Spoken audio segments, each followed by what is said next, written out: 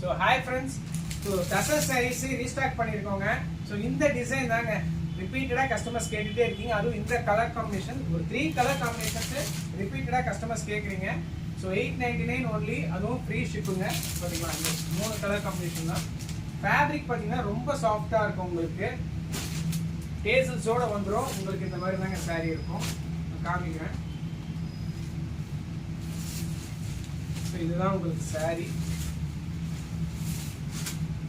So இது பல்லு, உங்களுக்கு ப்ளவுஸ் பார்ட் கீழே இந்த மாதிரி வந்துடும். ஸோ இந்த ஒரு சாரீ வேர் பண்ண எப்படி இருக்கும்னு பார்க்கலாம் பாருங்க.